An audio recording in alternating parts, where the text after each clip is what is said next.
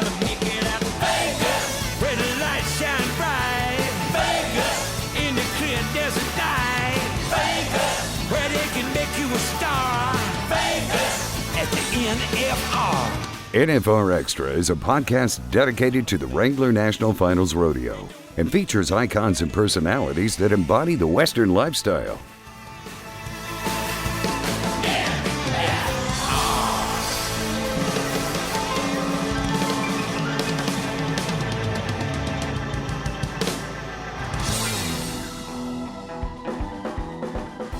The whole Vegas experience for me and the NFR experience, it never seemed legit. It was just kind of like living in a dream, something that I dreamed about my whole life. Really helped it sink in whenever I got to go back to where it all started. Now all these kids are really looking up to me, and I remember whenever the Trenton Monteros and a couple other guys that would come out to the junior NFR events and help us, and it was like, holy smokes, that's the big dog, and now you get to go over there and be that, and it was an awesome feeling. Hey everybody, this is Steve Godert, and you're listening to the NFR Extra.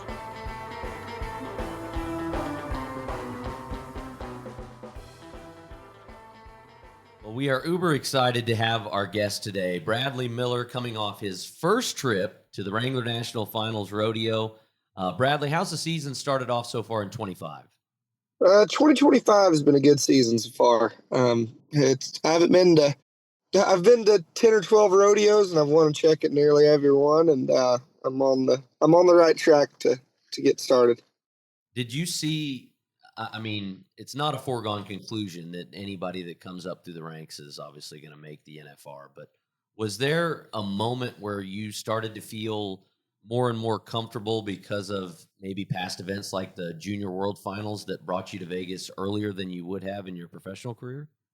The Junior World Finals was a great experience, but nothing prepares you for the battle that it is to get to the NFR. 4 weeks before the season ended in 2024, I was $20,000 out of making the NFR, and thankfully I was able to pull it together in the last month, but nothing prepares you for that. But the Junior World Finals and the experience and the connections that I made definitely benefit and help you get there, but it definitely doesn't fully prepare you. What got you into rodeo? My dad rode bareback horses, and I youth rodeoed growing up, and never very seriously until the Junior NFR and Junior World Finals started, and I decided I wanted to ride bareback horses and bulls at that, and I had some success, which propelled me and gave me some confidence to keep doing it, and then on into the amateur rodeo ranks and then the pro rodeo. Well, we saw you competing in multiple events at the Junior NFR. Why was it that you started focusing on bareback riding? Because you were a talented bull rider, and I believe you rode saddle broncs as well, correct? No saddle broncs, just the bull riding. Okay, just bulls. Okay. But I felt like I excelled more in the bareback ride, and I also had some head injuries that I can't take too many more concussions. So the bareback riding, you tend to get off on the pickup man and have a lot higher riding percentage than you do in the bull riding. A majority of the time in the bull riding, you don't have a whole lot of control of where you're going to land and how you're going to land. So for health reasons and because I was doing better in the bareback riding, I started to focus on that.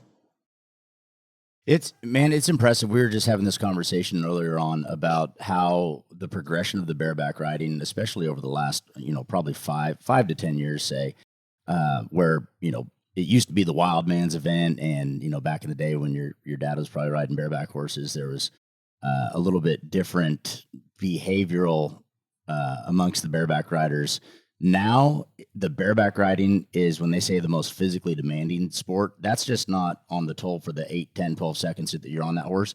But for the duration of the year, the physical ability that you've got to be at to compete at the highest level in the world, that has completely changed. So, I mean, you guys are all gym rats, or I'm assuming most gym rats. What is your physical workout routines or day-to-day to stay in shape to compete look like? Um, I I get on more bucking horses than anyone in the PRCA, and the statistic showed that last year, and the statistic didn't even show college rodeos and practice horses. And on average, I probably ride 3 to 4 bucking horses a week, and the 3 days other than that, I'm normally not in the gym much. I stretch a lot and try to stay loosened up, but for the most part, I rehab because I get on so many horses, and to me, that's my training. And it one day I'll have to get on less horses and be in the gym more, but for now, it's working to just get on a lot of horses and stay healthy during my time off. Is your dad still like reviewing a lot of your footage and giving you pointers? Who's kind of tutoring you as you go? He will some. My dad always has um, he always has somewhat of an opinion whenever I get done. If I ask him how I can do better, but um, for the most part, I guess I'm kind of my own tutor in a way. I kind of go out and ask everyone what they think that's a professional in the sport, and whenever I feel like I'm not doing as well as I could be, I talk to people that I look up to and get their opinion. But yeah, he's played a big part in my rodeo career up until this point, and now I've I've kind of excelled a little bit further past. Like this last weekend, he had never really seen how our riggings are set up these days, and he was like, "I've never put my hand in something that felt like this. This is amazing." I'm like, "Yeah, it's the technology of the bareback rigging has changed a little bit." Who's the biggest cheerleader in your family? The biggest cheerleader is definitely my mom. There's no doubt she cheers even when you're sucking, and she cheers for things that aren't exciting.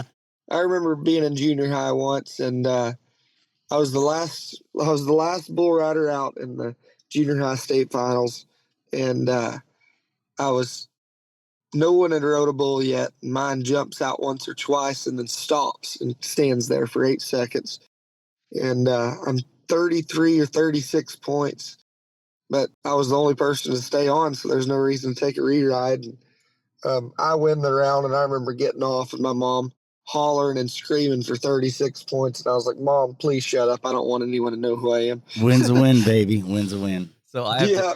I have to tell on myself. So my wife is from town, and when we first got together, she knew nothing about our world.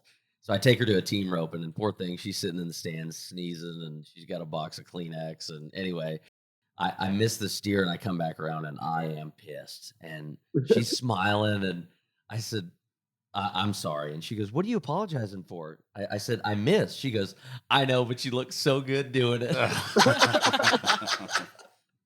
Oh, That's the other funny. half of the battle. Exactly. That's awesome. That's awesome. Last year, what was the momentum that you had when you said you were short going into it? But was there kind of, obviously you started your year, everybody's got the ambition of making the national finals rodeo, but when did you really kind of think like, I can do this? I'm riding pretty good. The whole season, I felt like I could, but it was kind of a pipe dream almost, and it took my back against a wall with no other option. That at the end of the season, whenever it was down to the wire, I had to win or place at absolutely everything that I went to in the last month of the season, and that's whenever things really changed for me. There was no other way in but to win everything, and I drew good enough and rode good enough to do that, and got to go. So was there one of those horses in September though that after you got off and after you checked your rodeo pay account and saw how much you won that you could kind of exhale? Do you remember that moment? Yeah, in Mandan, North Dakota, the last couple weeks of the season, I had some smaller wins going into it, and I believe I won second there. And I get off my horse, and I was at the way back side of the arena by the rope and chutes walking back, and the whole walk back, whenever they called out the score, I think I was winning it with 5 or 6 guys left to go. And that rodeo that they incorporated this year, I think it was supposed to pay 18,000 or something. And walking back, I was like, holy smokes, I think I just made the NFR. And that whole walk back, it was like the longest walk back I've ever had. And the judges start walking back towards the timed event, or the judges start kind of moving around and stuff. And everybody that I passed, I was giving hugs, and I was just like, holy smokes, they were strangers. I was like, I think I just made the NFR, and no one cared. But it was pretty cool. Yeah, look good saying it though. Good job, kid. Yeah, at least.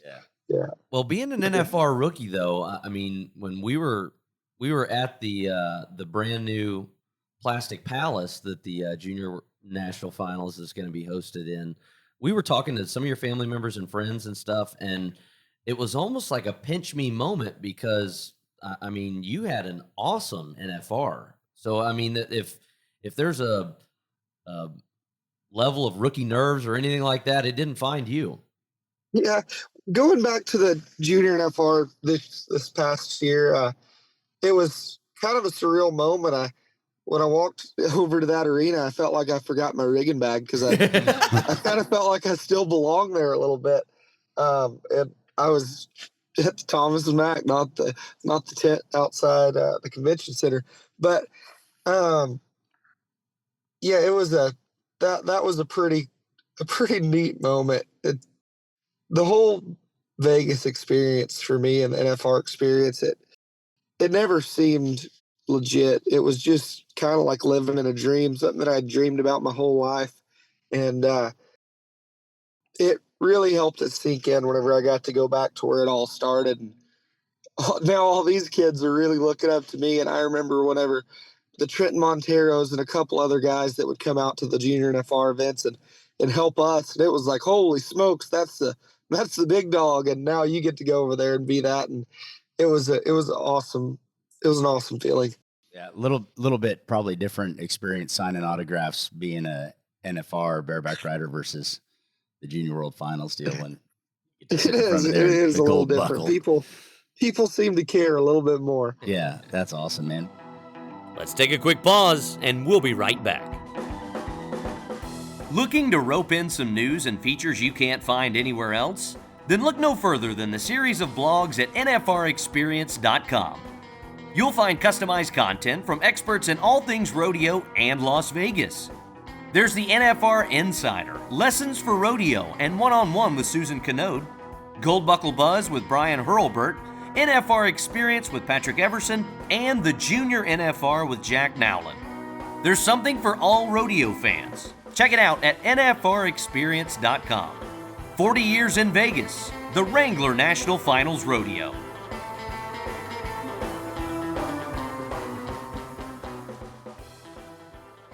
Was there anything that was kind of a surprise to you, just in general, for when you got here? It's like, oh man, like you got rodeo you got to focus on, but then there's a lot of other aspects to being in Las Vegas for 2 weeks. Was there something that kind of hit you by surprise? Yeah, it was. I was surprised at how fast everything went. It was kind of like a toilet paper roll, and the further you get to the end, the faster it goes. And the NFR, once we got to the third and fourth round, it was just going so fast. I didn't know where it was. I mean, it was a blur. Another thing that surprised me is how many fans that were there that knew me so well. Like I had never met a bunch of people that were talking to me about how there's a family from New York that drives all the way to the Washington rodeos and down to Pendleton and Salinas. And I'm like, this 70-year-old couple is making the same tracks that I am through the summer. There were multiple people that travel around with rodeo, and I thought that was really cool. I never realized that before, that people do that. Well, it's funny too, if you pay attention, I love looking at old NFR jackets. You know what I mean? Like you'll see people that wear the 40th anniversary jacket, and you're like, holy cow, that person has been packing this jacket to Vegas for the last quarter of a century. And they're still smoking Winston's. That's cool. Yeah.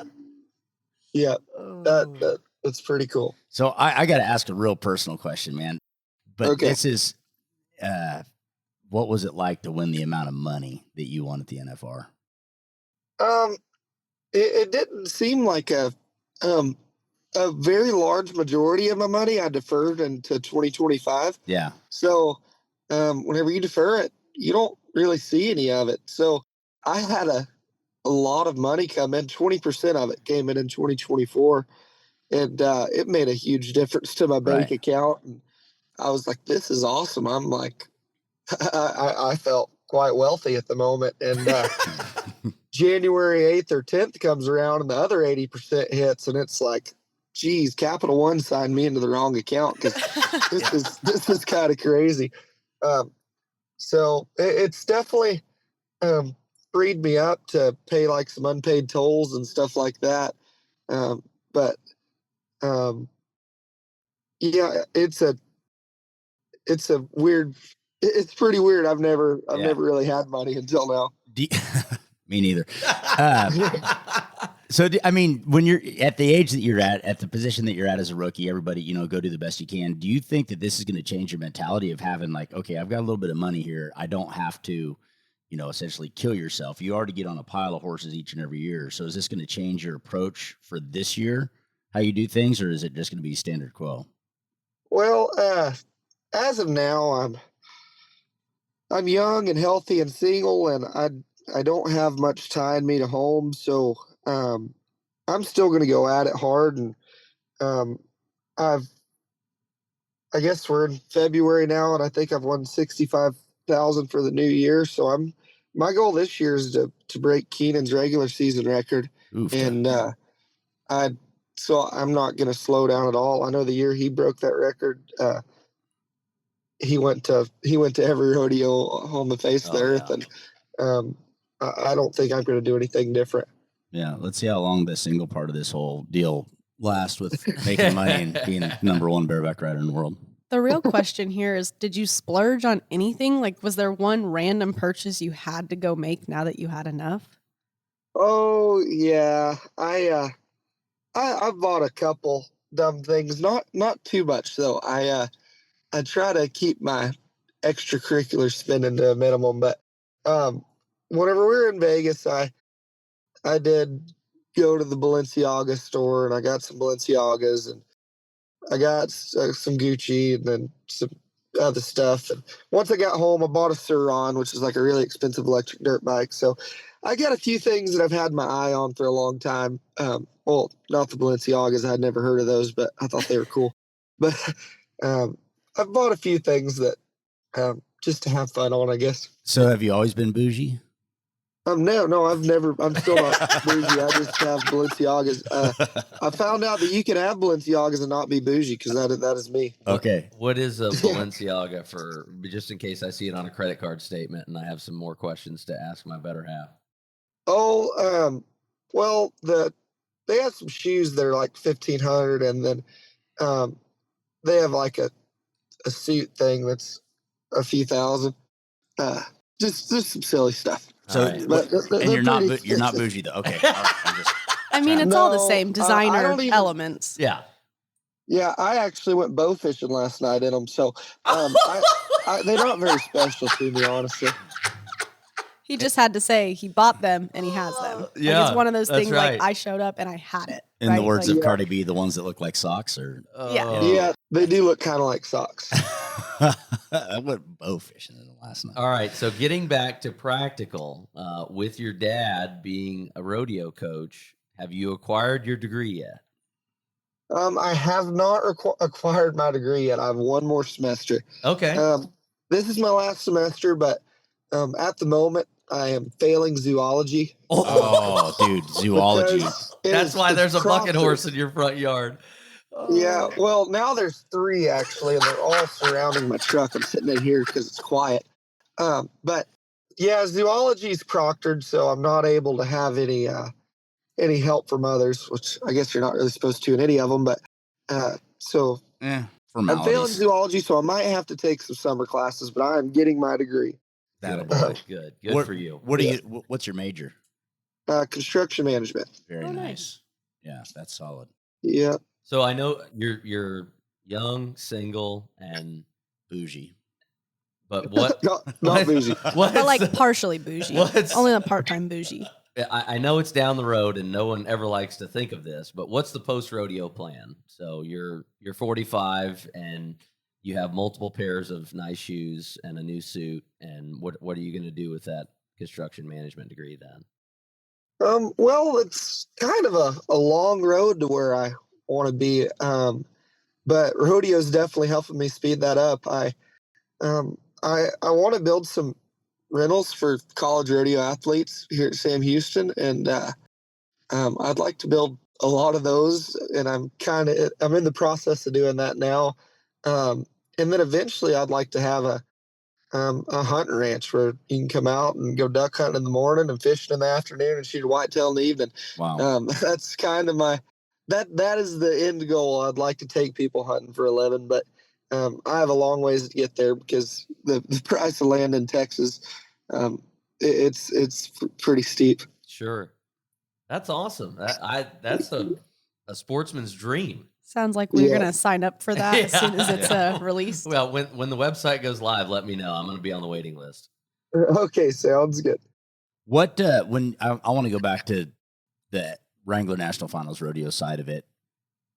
What was your pre rodeo routine? So because the rodeo starts at 6:30, I believe. 6 o'clock. What'd you say?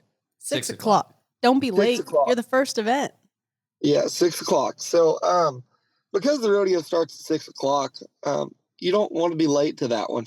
So I was hurt for a majority of it. So I was just in sports medicine where they were helping me out. So I wanted to be at the arena between 3:30 and 4 every day, and thankfully I got to make a few trips to South Point, which makes your night pretty late. I didn't ever stay out and party, but whenever you get to the hotel at 1 a.m. and get up and go get breakfast or sometimes lunch, depending on what time I'd wake up, and you get done with lunch at noon or 1 o'clock, and you got to head back to the arena at 3 and maybe sign autographs in the middle. The routine was it was just fast paced. It seemed like you were in the locker room. That was the only place where it felt like it slowed down. So it felt like the whole time in Vegas, it was 15 of us in the locker room hanging out. Is that a dangerous place to be? I mean, I've heard tall tales about the bareback riding locker room, but frankly, I haven't been brave enough to go inside. Is it as dangerous as everybody says? It is very dangerous if you don't participate in one of the rituals. The night that the night that they present all the rookies their rookie of the year saddles and stuff, it's called rookie night, and for us, I guess, and they take all of the NFR rookies and they play Thunderstruck, and every time it says Thunder, you have to take a pull off of this bottle of Kessler, and which is a very, very nasty whiskey. And I decided that I needed to go up and talk to my parents. It just so happened to be right before the Thunderstruck, and I didn't participate. So for the duration of the NFR, my gear bag, every time I walked into the locker room, I was having to find stuff, and that's not a place that you want to be missing equipment. And so yeah, every night it got dangerous. I was definitely I was the one being pranked every day. Missing pertinent stuff like riggings. Oh yeah. Oh yeah. Oh yeah. Your Gloves. rigging would be in the roof, and maybe even in the. It was always somewhere where you couldn't find it, and we'd have to play that game, like the hot or cold, like when we were kids, and am I hotter, am I colder, and finally I'd find all my stuff. But that was another 20 minutes that I had to prepare for to put all my stuff back together. That's fun. What was your favorite ride from this year's NFR? My favorite ride. My favorite experience from a ride would be round 2. My goal going into the NFR was to win a go-around. And round 2, I won my first round on a really good horse. But my favorite ride would be in round 7 on full baggage. I won the round. That was a horse that it was just a special moment. That horse had been to the NFR, I want to say 17 times. So I think you're right. basically my whole life watching the NFR, that horse was there and I was watching it on TV. And to be able to get on it in that legendary build on a legendary horse and win a go around, like that was a very special one. Well, I think it's cool too that, you know, you have not just made your family proud, but you understand bareback riding and rodeo history like that. Cause I mean, it's really a full circle thing, cause that's a frontier horse and they have some East Texas connections. So it's awesome that it all came full circle for you. Yeah, it was a surreal moment. Well, Bradlee, we appreciate you joining us. And as always, we look forward to seeing more of your success, and thank you for just being Bradlee Miller. You're a fine, upstanding young man, and we look forward to seeing more of you on the rodeo trail. Thank y'all very much. Thanks, Bradlee. See you, buddy. Thank you. Thank you. Bye. Want to experience more of the NFR? Then visit nfrexperience.com, and we invite you to subscribe to NFR Extra on Apple Podcast, Spotify, iHeartRadio, and wherever you're listening right now. If you like what you've heard on NFR Extra, we would love it if you gave us a 5-star rating and tell your friends how to subscribe.